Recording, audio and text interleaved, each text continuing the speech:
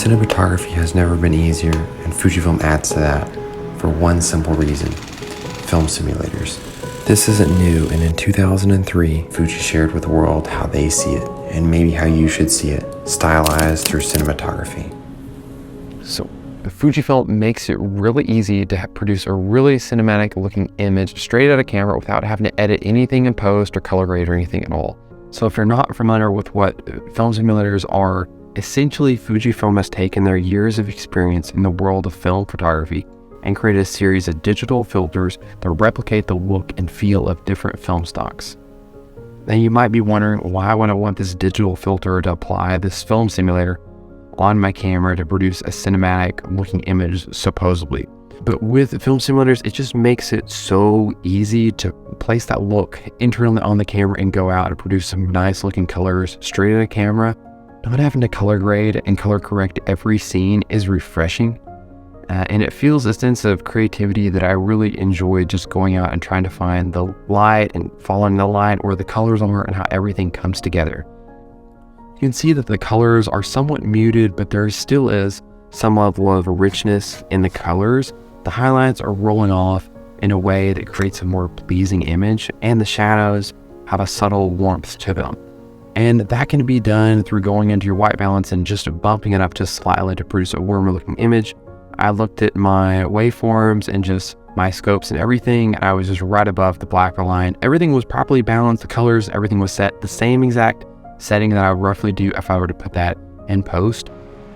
But there is some limiting factors when using the simulators, as far as once you shoot it, and if you don't edit anything in post, whatever the look comes out of the camera, it can sometimes be off if your exposures are off, and so you have to really be focused. It's just that you're not gonna have that flexibility to really adjust if you're gonna be throwing it in post. But that's where Fujifilm still does a great job with consider their log footage, and that's considered F-log, where you can shoot in a flat profile and then put it in post, and then you can color more so and pull the contrast levels and color to exactly how you want it. Versus with the film simulators, it already bakes that look, and you really aren't going to be able to change the look too much. So I just want to show you just a quick clip of some cinematic shots that I did with this film camera, and just the overall look of it. Maybe be thinking about, how is the lighting set up? What are the colors? Do you like the style? And oftentimes I do have the preset that's already set. It's in the description. So let's check out the video and see what you guys think.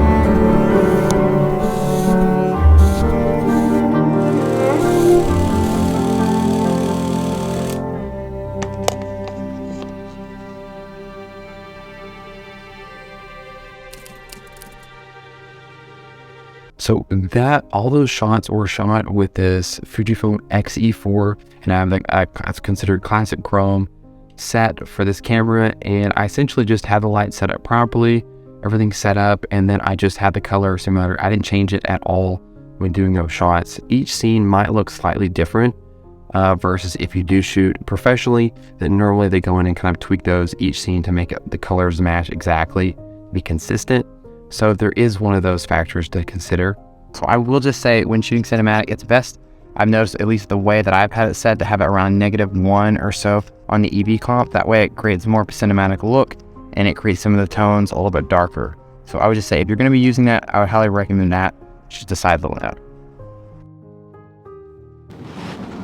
So at Camera Bamboo, we buy and sell different types of camera gear. So if you have camera gear you want to sell, upgrade, or trade, we help that process become simplified. Someone has just shipped in some of their camera gear. We're going to just do a quick inspection to see what kind of camera gear we have in here.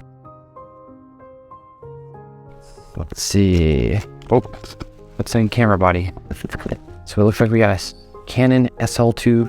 It's a DSLR camera. Great camera for video. You can use to get 10% off on your discount on your first purchase. Just use the code CAMERA down below to help get back to the video. So something to note that's really nice about having a Fujifilm camera is the lens selection. And oftentimes these lenses are actually really small and compact, and which is really nice if you want to travel somewhere or just have a lens on it. And it really makes these cameras really portable, that you can get places that I probably wouldn't take my larger cinema setup and just having a full-on decked out set. Sometimes with these cameras, you have a large flexibility range that you can really adjust the saturation, the contrast. You can create different curves with the camera internally, and it creates a whole other possibility that you could do change internally versus doing all those things already in post. And just with the footage that comes straight out of the camera when you have these settings dialed in, I think it looks really great and cinematic. And there is something to be said about what is considered cinematic in the cinema world. Is the new Batman considered what is cinematic? And there's oftentimes a lot of this debate that goes on. So I understand some people might think cinematography looks different, and oftentimes it still comes down to the simple setup of how do you have your lighting? Is your audio good? Do you have sound effects that come into play for your scene? And are you telling a story? You can't just necessarily throw all those things out the door and say, well, I have film simulators so I can just put on my cinematic look and I don't have to worry about light. That's not the case, because even if you have a cinema camera such as this Sony FS5 Mark II with a red cinema lens, we still have to use those cameras with the proper lighting set up and have the audio and everything set to come together to produce the shot.